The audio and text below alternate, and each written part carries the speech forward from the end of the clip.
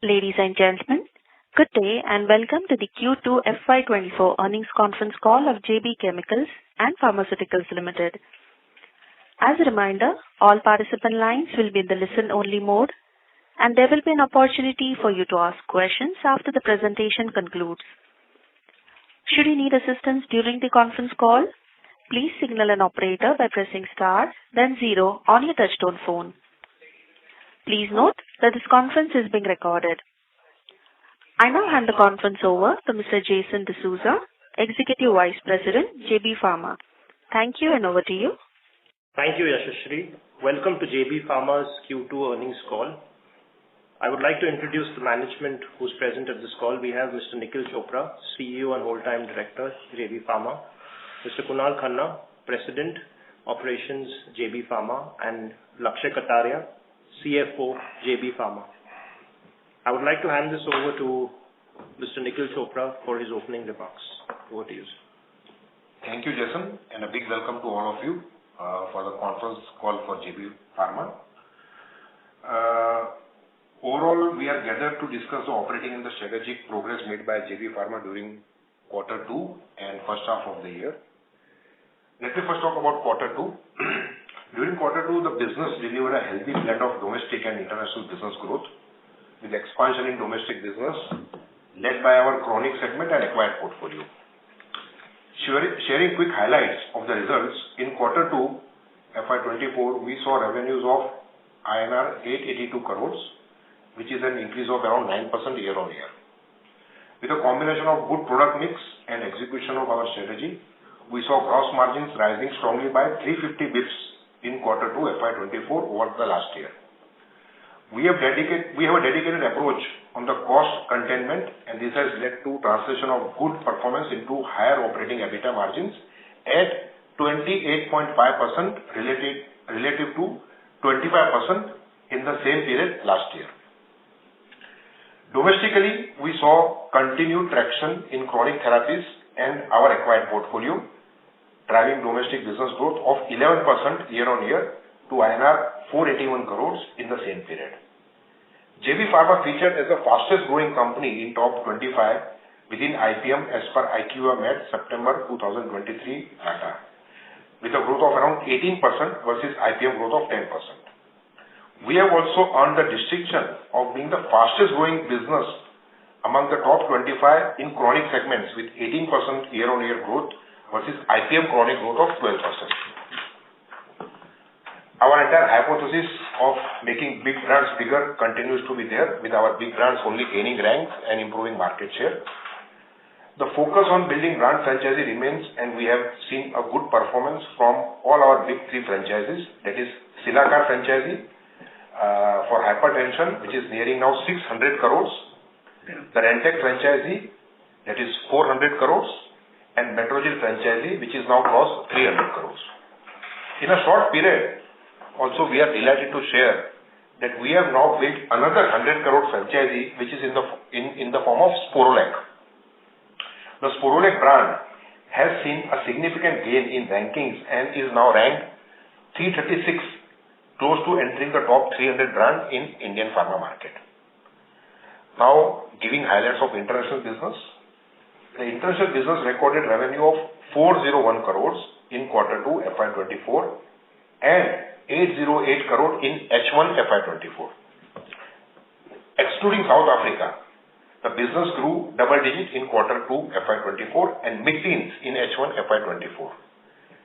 CDMO has witnessed a sustained momentum, giving us revenue of 115 crores in Quarter 2 FY24. Let me throw some highlights of our financials for first half of the year. For first half of the year, that is for 6 months, revenue saw a growth of 12% at 778 crores. The domestic revenue was 970 crore, growing at 14%, aided by favorable product mix and acquired portfolio.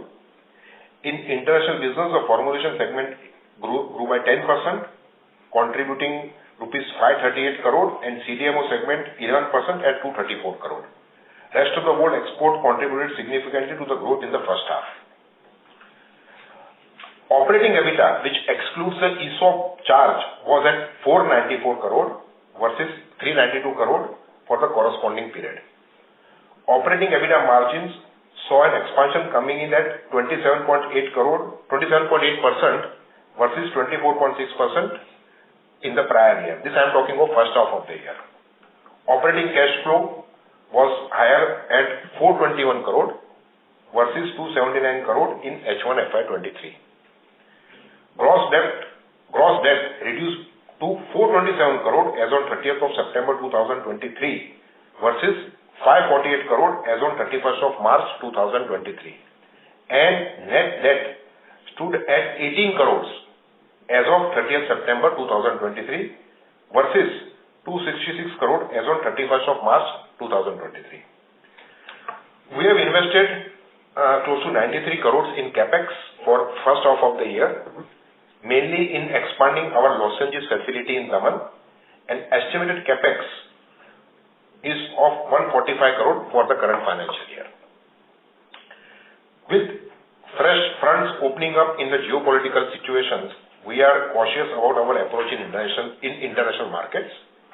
Using the learnings from past periods and favorable trade and logistic cost, we are driving a curated portfolio in selected markets.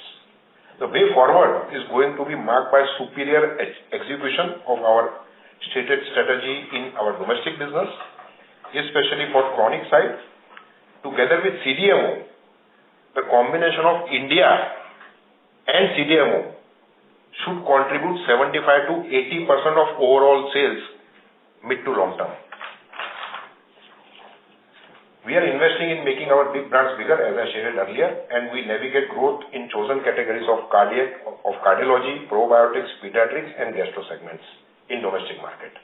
The international business will focus on to expand the offering in CDMO and ramp up our presence in identified ROW markets backed up by better productivities and cost. Given that the operating environment continues to throw up new challenges, it will be an endeavor to keep control on cost across board so that we have the headrooms to react and readjust. I would also like to add that being sustainable is just as core to us as our performance is. We have published our second sustainability report recently and urge those interested to access it at our website. Thus, I have come to conclusion of my remarks. I will take this opportunity to wish our CFO, Mr. Akshay Kataria, the best on behalf of everyone at JB for his sterling contribution to the company, and also taking this opportunity to wish everyone on the call, to you and your family members, a joyous and happy Diwali and a prosperous New Year. Now I hand it over to moderator and request to get the forum open for the question and answer session. Thank you. Thank you very much. We will now begin the question and answer session. Anyone who wishes to ask a question may press star and 1 on their touchtone telephone. If you wish to remove yourself from the question queue, you may press star and 2. Participants are requested to use handsets while asking a question. Ladies and gentlemen, we will wait for a moment while the question queue assembles.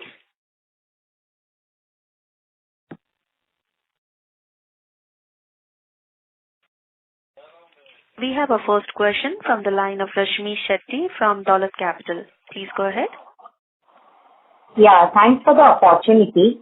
Just want to know and understand more on the export formulation business.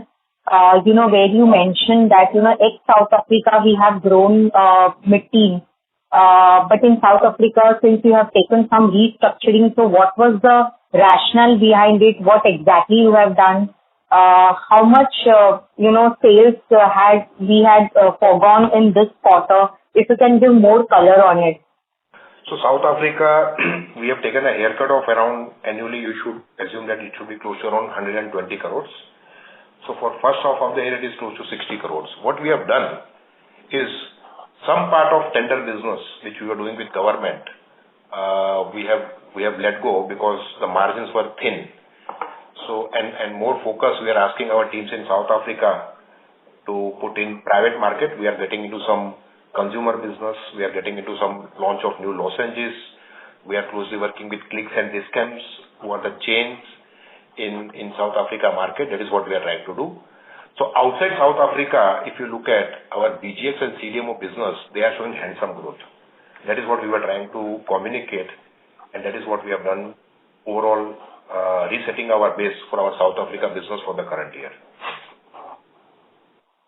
Sir, and this entire 60 crores is gone from this quarter only, or there was some part sitting in the first quarter also?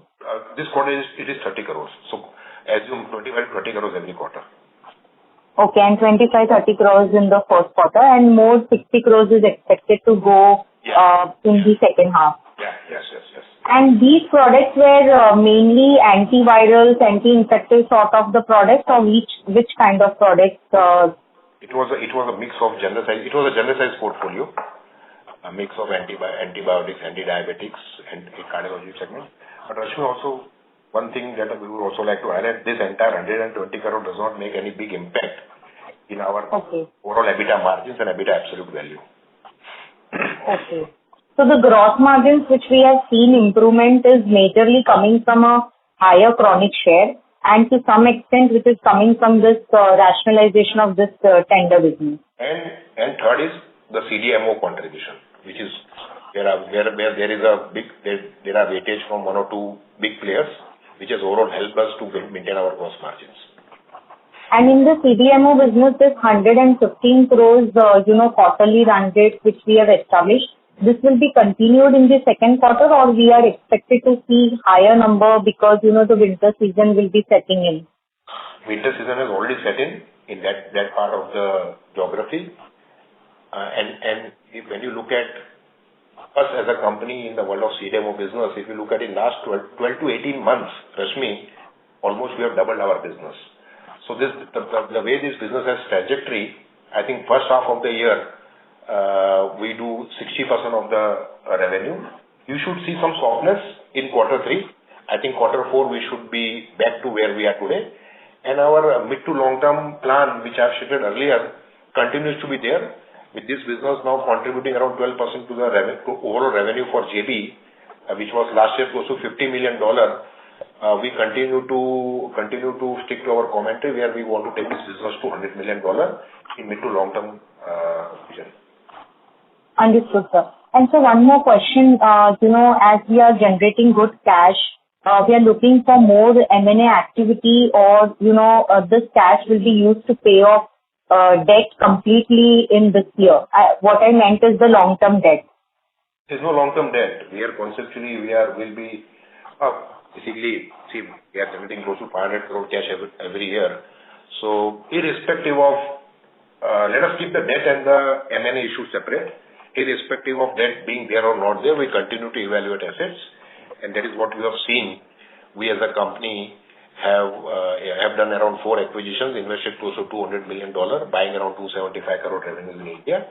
And whenever we see right opportunity for us, which has got more synergy with the business, where we see payback period close to 7 to 8 years, and where we see a potential quality asset, will be more than happy to invest.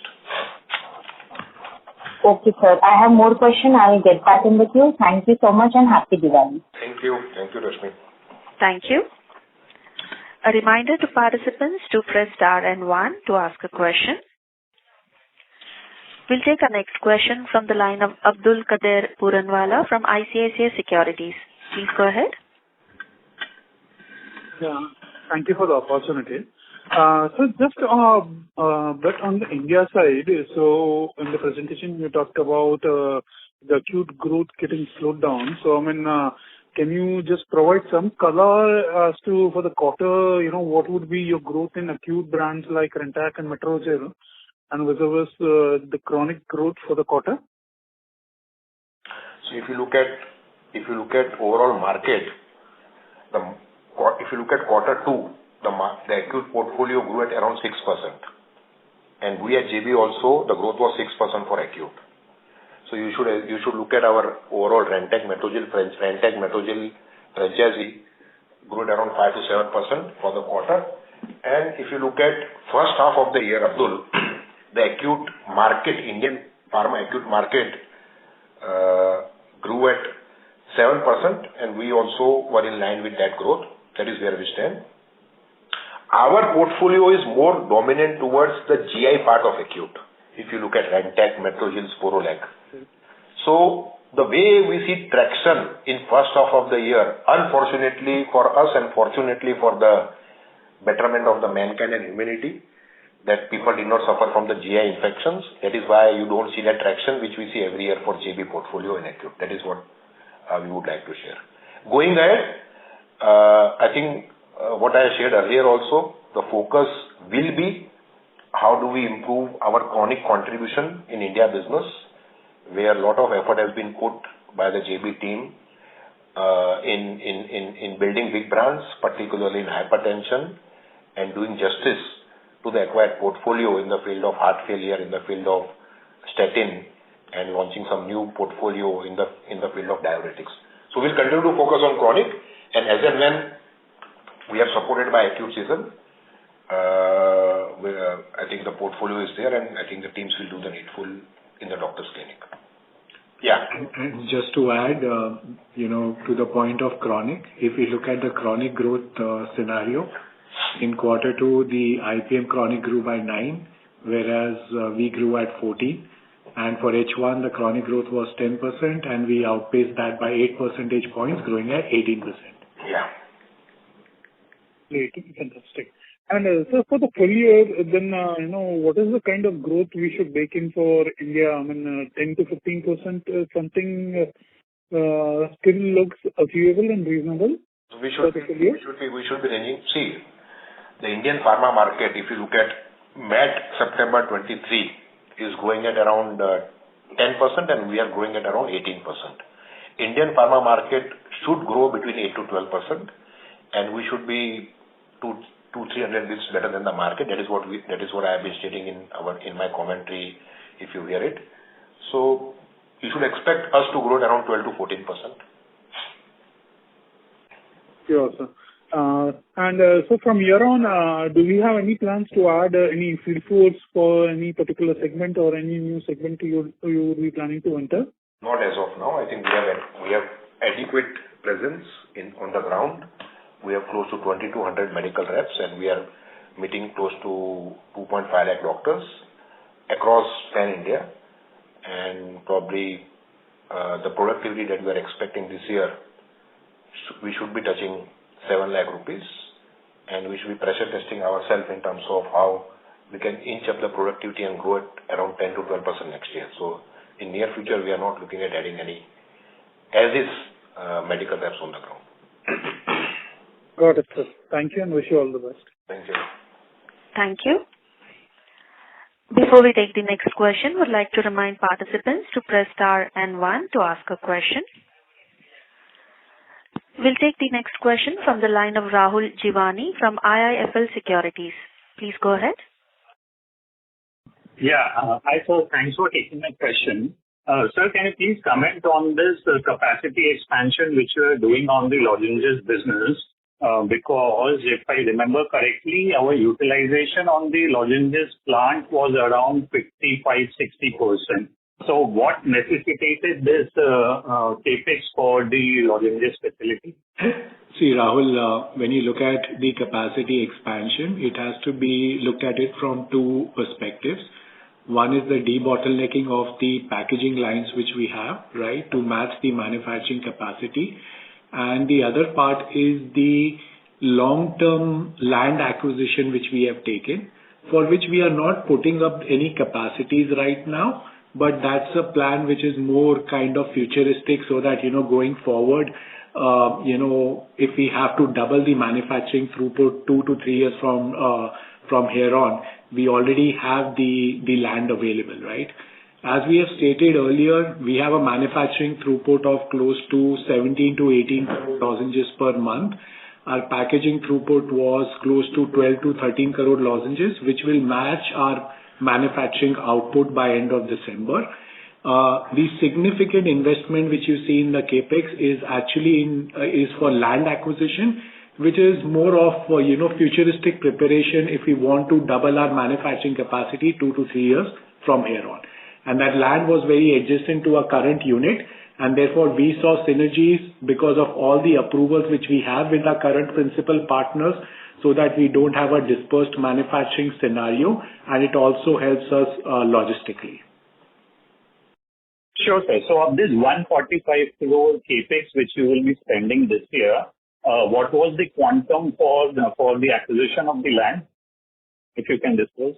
So land acquisition is 50 CR, right? And the other, we have always maintained there is close to 70 CR of maintenance capex, which anyways goes. And we are also kind of expanding our granulation tablet unit, but that's again a very marginal capex expansion. So mainly the investment is on land acquisition close to 50 CR. Sure, sir. And sir, you indicated that obviously our growth in the India business this quarter is because of a weak acute season. But what we hear from some of your other peers is that the season has started picking up from September onwards. Even the October month growth was very robust for the domestic market. So have we also seen Rantac and Metrogyl picking up from third quarter onwards? So please understand, Rahul, which I stated earlier, there are two hypotheses which are coming in. First of all, October, November, December is not a overall what you will see in Indian pharma market. You will see good growth because of the base being low. Indian pharma market monthly reports around 19,000 crore, and October base was 16,000 crore. So you will see growth as is. Absolute value, quarter on quarter, you will not see growth. Second, for us as a company, our portfolio is majorly being dominant in the world of GI, Rantac, Metrogyl, Sporolac. So that traction we could not see. That is what was a commentary which I stated earlier. But I think what was stated also parallelly, that the entire effort of improving the entire chronic contribution to the business, looking at how we can, with giving justice to the brands that we have now in chronic space, that will be the agenda going ahead for us. Sure, sir. And sir, one last question from my end before I jump back to you. So in terms of operating EBITDA margins in first half, we are closer to 28% kind of a number versus our guidance of 25 to 27%. So are we upgrading? So any thought process in terms of revising the margin guidance, particularly given the fact that now you are also rationalizing some of your low margin export businesses such as the South Africa tender business? So fortunately, Rahul, for us, I think first half of the year, we have been on the higher side of the guidance that we have been giving. So you can take that as a new guidance from us. Okay, sir. So that implies a 28% operating EBITDA margin. 25 to 27%. That was the range that we had given. So you can assume that we should be on the higher side of the guided margin. Sure, sir. Thank you. That's it from me. Thank you. We have our next question from the line of Shrikant Akolkar from AMSEC. Please go ahead. Hi. Thanks for the opportunity. Can you provide the update of the CMO business in terms of how should we look FY25? Because last 2 years have been very good for us, and FY25 seems to be not a pandemic year or not anyway related to cold and cough year. So how should we look at the growth in CMO business? See, first of all, none of our growth was attributed to COVID, right? Even in our India domestic business, when we look at our segments in which we are operating, we don't have any core or adjacent COVID portfolio. So our business particularly was not kind of aided by any COVID portfolio. All the growth which we were driving was essentially excluding COVID. So it really doesn't affect us much with the external market changing and, everyone estimating that, it's no longer going to be a phenomena next year. Even in this CMO business, I mean? So CMO is plain cough and cold. Again, we saw a significant offtake last year, but the good thing is that we have seen similar trends this year as well, and that's the reason why you see in H1, on a quarterly basis, we have been able to maintain 100 CR plus run rate. As Nikhil mentioned, we have almost traveled a journey of taking our CMO business from close to 65 to 110 crore levels right now. Q3 generally tends to be soft, but from a mid and long-term perspective, as we see, FY 25 and next year, we have our plans with our key clients. We are looking at life cycle management of brands, introduction of new portfolio, so the growth trajectory will continue. Understood. And for this quarter in domestic market, what was the acute chronic mix? So we are close to 52 to 53% chronic. Okay. And coming to Azmarda, so can you talk about the addressable market? And last quarter, we had 16 to 18% market share in that market. So how has been the improvement between the quarters? So the good thing is that the market has grown. Of course, when we were talking about pre-LOE period, somewhere around December, the market was closer to 10 lakh units per month, right? Right now, the market is trending at closer to 16 to 18 lakh units per month. Our overall market share continues to be in the range of 16 to 18%, despite the price erosion which we have taken. And, our steady state run rate forecast was, we had always estimated closer to 1.4 to 1.5 lakh units, and we are pretty closer to maintaining that run rate. Understood. And lastly, on Brazil, so since we have acquired, how has been the impact on the profitability of the product? From a profitability standpoint, it has, of course, contributed very well. You also when we were talking about our overall gross margin profile, we did mention that the reason why the margins have gone up is because of the chronic mix in India improving, and some of these acquired assets have significantly contributed to that margin going up. From a top-line acceleration perspective, when we acquired the brand somewhere around December last year, it was closer to 4 crores, and we are actually closer to 6 crore run rate right now. So its margins would have gone up during that period, right? Only for some of the decisions which we have taken in terms of shifting sources and insourcing of brand into our own manufacturing site have also helped us improve margin for the brand itself. Understood. And last one, if I can, just wanted to understand our respiratory and pediatric play. We have launched, I think, these divisions and bags. So can you talk about our play in this area? So respiratory, we are present with half a dozen products which are more in the oral space: antiviral, anti-allergic, anti-mucolytic. We have launched nebulization range, which is close to 1 crore in the season. That is where we are from a respiratory perspective. No plans of getting into the world of inhalation. Very clear. Pediatrics, we have done fairly well. We meet close to 25,000 pediatricians. We have a dedicated team. And the business, if you look at pediatric all put together, it would be close to 150 crores annually. We are present majorly in the world of gut health with Rantac syrup, Sporolac syrup. We are into laxatives with Lexolite syrup. We have cough syrup. So we have a range of portfolio in pediatrics, which will only help us to double our business mid to long term. All right. Thank you so much. Thank you. We have our next question from the line of Harid Ahmed from Avendus Spark. Please go ahead. Hi, thanks for the opportunity. So, in one of the slides you've commented that the share of domestic and CDMO combined is expected to go up to 75 to 80% in the near term. That's a sharp increase from around 68% in the quarter. So, what are the timelines that you're looking at for this share increase? Mid to long term, around 3 years from here. So if you look at, Harit, when we started this journey, the domestic contribution was 45% and CDMO contribution was 5%. Today it is almost a combination of 53 and 12, close to 65-67%. And 3 years from here, we should be able to be close to 75 to 80%. Okay. And can you comment a bit on the growth rates that you're seeing for your legacy brands like Rantac, Metrogyl, Nicardia? I'm looking at the MAT values that you shared. Growth rate appears to be strong.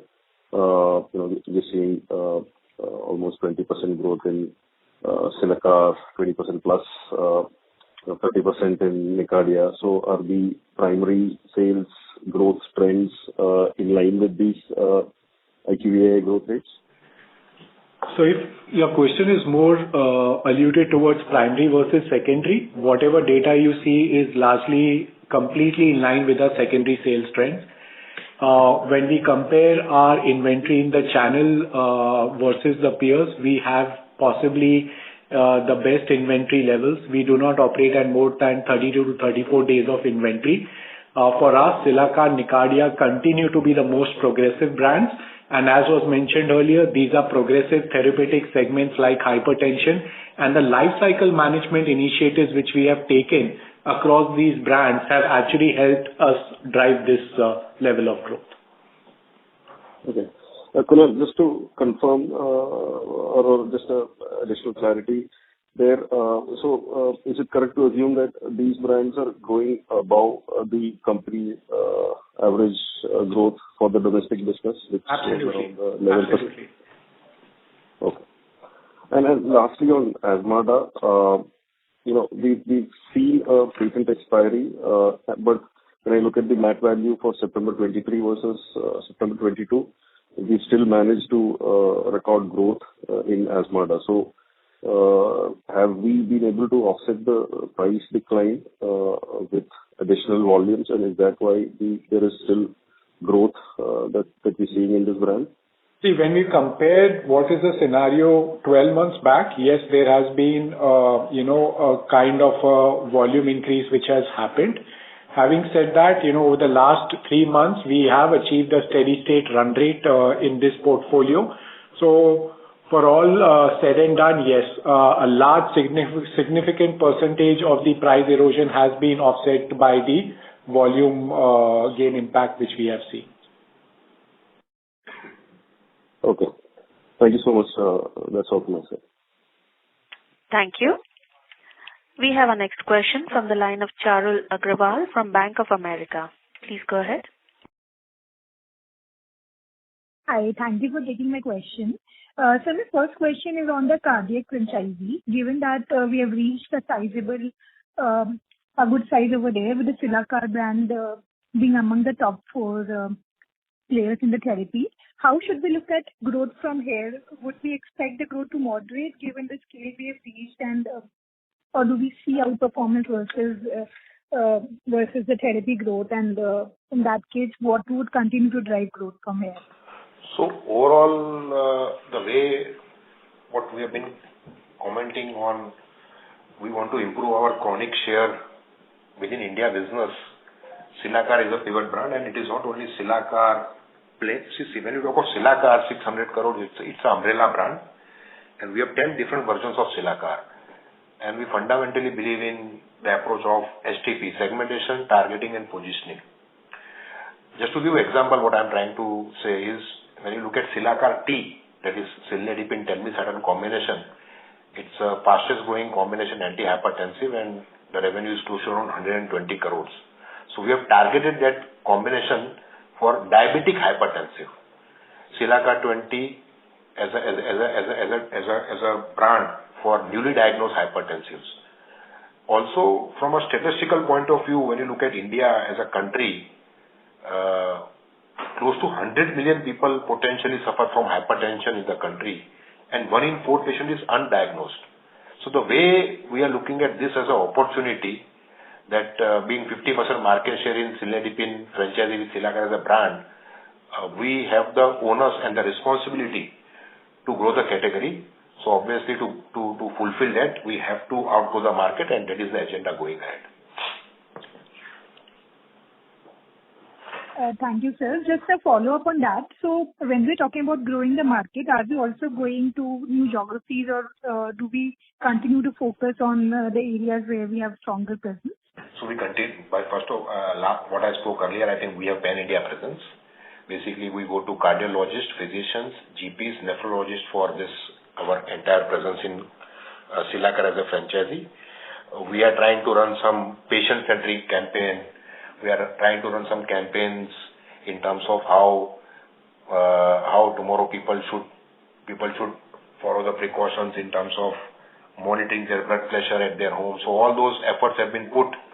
Once you have a sizable brand and you have critical mass, this all helps us in terms of what you can do, inverted comma, patient-centric campaign and adherence models that we want to put in place, which will only help us in terms of what more we can do.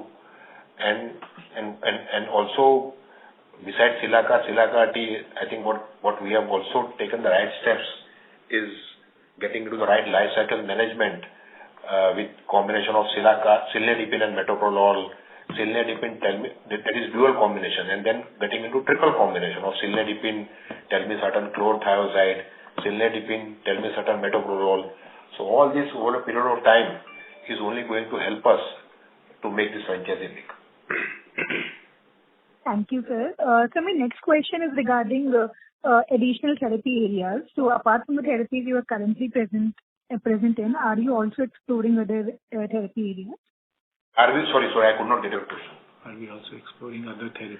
So we I think earlier also what we have stated, we conceptually don't believe in starting things from scratch. And I think the concept which works better for us for India is buy versus build. So I think we have an efficient engine where we look at inorganic opportunities where we have a good starting point, and that is from a buy perspective, but also the build that we have put in place is the entire competency model which we have in terms of how we can grow the asset better. And the classical example is, I think what was stated earlier was what we bought this asset, rosuvastatin, from Glenmark, which was around 4.5 crores a month, where in a period of 1 year we have taken it to 6 crores. So we see that opportunity in terms of what how we can grow the asset better as compared to where it is placed by putting the right valuation on the table.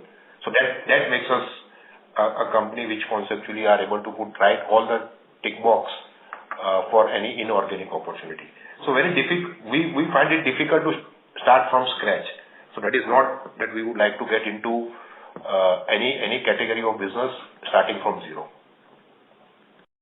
Thank you, sir. That answers my question. Thank you. Ladies and gentlemen, to ask a question, please press star and 1 on your phone now. We have our next question from the line of Tanmay Gandhi from Investec. Please go ahead. Hi, sir. Sir, my question is on the M&As. So can you give us some color that, what kind... So we know that chronic is a focus segment for us, but, if you can give some color on, what could be the potential size of these acquisitions, because if you look at our India business, we have almost doubled our base in last 2-3 years. So is it fair to assume that these, the future acquisitions would be bigger than what we have done earlier? Very difficult to give any specific commentary on this. It all depends upon, we have acquired a 35 crore revenue of pediatric portfolio from Dr. Reddy's to a 150 crore revenue from Senzyme, that is a probiotic and infertility portfolio. So it all depends upon what is available, valuation, the quality of asset, being in progressive market, can we grow the asset better than where it stands today. So we have to put all those things into perspective, and then only you can arrive in terms of if you are interested to buy. Also, it is not that tomorrow everything has worked in our favor. We have let go many of the buying opportunities which I think other companies have bought, and they think it suits them better. So that is how this model works. Sure. And sir, how are the valuations, looking at, right? So, at least for in terms of M&A, right? Because lot of Indian pharma companies have a huge cash on books, and are looking to acquire in India. On this point, we cannot comment on valuations or what others would be expected to, be paying for the assets which are there in the market. I think the key takeaway for all of us is if you compare the acquisitions which we have done versus some of the other acquisitions which have happened, one will clearly understand that we have been judicious about our capital allocation strategy, right? So we just don't believe in acquiring top line and paying a higher multiple. Like Nikhil said, It should be progressive. It should fit into our overall thesis. It should be synergistic with our existing focus areas, and then we arrive at what value we'll pay for. Sure. So you will continue to do bolt-on acquisitions only, right? So you are not really open to acquire smaller companies or, maybe. Again, it's difficult to comment because our, what we have done over the last 18 months, it's a combination of a small full, sales marketing engine being bought from Sanzyme versus bolt-on acquisitions of, pediatric portfolio and rosuvastatin being brought from Glenmark. So it could be either. Very difficult to comment on that. Sure. And so lastly, on M&A only. So if you can, is it possible for you to give a broad number in terms of what kind of return are we seeing on the acquisitions which we have done, right? I'm not asking for the margins, but if you can give a broad number, what kind of return on those acquisitions? Return? So, see, we are very clear that, our payback period should not be more than 6 years. We have some of our internal hurdle rates, and we work around those. Yeah, got it. Thanks. Thank you. We have our next question from the line of Binu Patiparampil from Elara Capital. Please go ahead. Hi, good afternoon. Just a clarification of India domestic growth. This 9% that you have reported, I believe, has the benefit of some inorganic acquisitions you did in the previous year. If we remove them out, what would the growth look like? See, pretty much now everything is built in the base, right? So whatever you see is a complete picture of organic and inorganic. Oh, okay. Everything is in the base. Okay. Yeah. Okay. Thank you. Thank you. We have our next question from the line of Alok Dalal from Jefferies India. Please go ahead. Yes. Good afternoon. So first question is, as you look to enter new geographies, can it lead to some incremental cost and maybe margins remain flattish for next year? Is that something that is possible?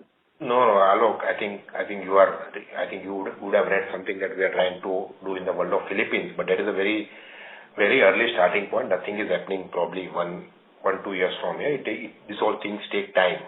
So there is no cost involved in terms of what you are asking in terms of setting up new geographies. So no worries about that. Okay, so this 27.6 is not peak margins, right? Nikhil, there is room for margin expansion. So I stated earlier, Alok, that fortunately for first half of the year, we are on the higher side of the guidance that we have given. So that is what we continue to guide. Okay. And Nikhil, I think you were mentioning about some specific launches in CDMO. Some sleep-related disorder lozenges, etc. Have those been launched in the market already? No. So you should see, I think 2-3 new launches should happen next year. That is what you should see.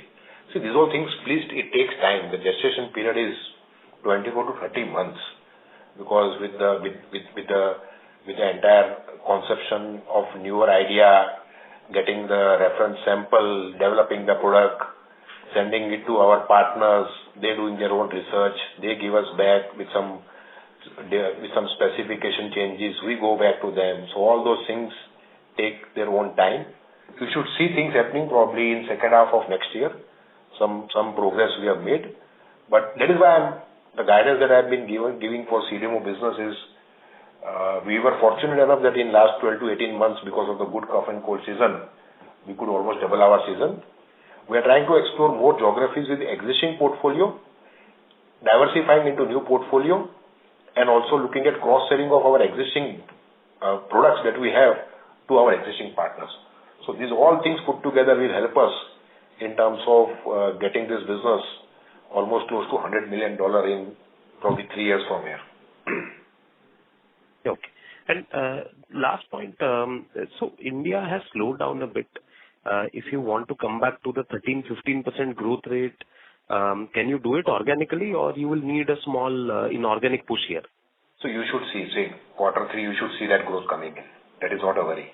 because it all is a reflection of what I said earlier, that you will see all pharma companies showing good growth in quarter 3 because of the low base last year.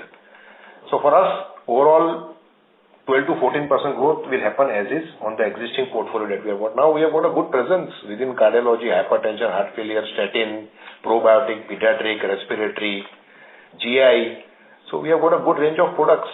What you did not see this year, unfortunately, was the traction in the GI portfolio, which is a combination of Rantac, Metrogyl and Sporolac, which did not give us a benefit. Otherwise, if you look at our chronic journey, we are growing at 18% as compared to market growth of 10% in first half of the year. So that itself tells the story in terms of what building blocks we are putting for us in this journey is helping us to grow better than the market. Okay, great. Thank you, Nikhil. Thanks. That's it from my side. Thank you. Ladies and gentlemen, to ask a question, please press star and 1 on your phone now. We'll take our next question from the line of Harsh from Bandhan AMC. Please go ahead. Yeah, thank you. Good afternoon. Just 2-3 questions from my side. One is on the gross margin aspect. This might be a little bit repetitive, but given second quarter, do we have a fair sense that for H2 of FY24, this would be a base to work with in terms of gross margins? Because I'm trying to understand that you had already highlighted a couple of points in terms of gross margins, but is there any incremental benefit of the raw material pricing scenario from the last 3-4 month perspective, or let's say the last 4-5 month perspective? Because going forward, your chronic mix might change, your CDMO product profile, customer profile might also change. So just on that angle. So I think first we'll talk about the material prices and inflationary pressure. The situation has been much better off than where we were almost 10 months back, and it's pretty much remained as is for the last 4 to 6 months, and we don't see the scenario changing over the next 2 to 3 months as well. There are certain areas where there are kind of slight blips, but that should not kind of significantly hurt us. And overall, even our portfolio mix should pretty much remain the way it is, with chronic continuing to grow for our India business, and from a mid to long-term perspective, the CDMO business also within the international formulations contributing significantly. So this is the base we should work upon. Unless something changes as far as external market situation is concerned, where there is more inflationary pressure, which as of now we cannot predict, but otherwise this should broadly be the base we should work with. Sure. What is the split at the India level, volume, pricing, and new product introductions in terms of year-on-year basis? If you really look at it from a reported growth perspective, volume and pricing is evenly split, with some part of new introductions coming within the volume. Okay, but would volume be somewhere around 5 to 6%? That is correct. Okay. And lastly, what is the situation on this Azmarda API sourcing as of now? So as of now, we are actually sourcing the formulation from Novartis, and we are doing finished formulation manufacturing through loan licensing arrangement in India as well. All right, sir. Thank you. Thank you. Ladies and gentlemen, to ask a question, please press star and 1 on your phone now. So there is a question on the chat from Rajdeep. Is that with the international business reporting a sub 10% growth, where do you see the international business in the next year? So I think what was stated in the commentary that next year we should be, with resetting base of South Africa, we should grow at a healthy double digit, which is a combination of our branded generic business, which we do in 4 clusters, CDMO, and with South Africa now base being reset of haircut that we have taken of 120 crores, we should be we should grow at around double digit, 12 to 14%, 12%. Thank you. I would now like to hand the conference over to Mr. Jason D'Souza for closing comments. Over to you. So, thank you all for all the questions and patience hearing of our commentary.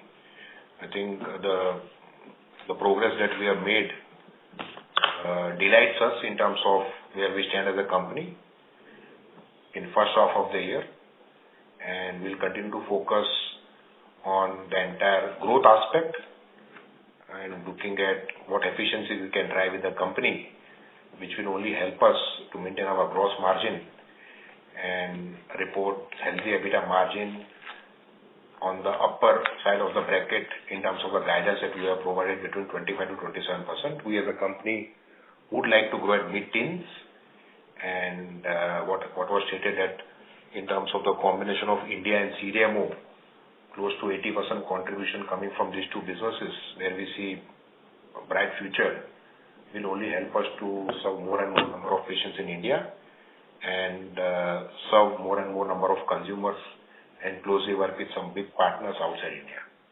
Wishing you all and your family members a happy Diwali and a prosperous New Year, and keep healthy, keep safe. That is what we wish for all of you. Thank you. Thank you all. Thank you, members of the management team. On behalf of JB Pharma, that concludes this conference. Thank you for joining us, and you may now disconnect your lines.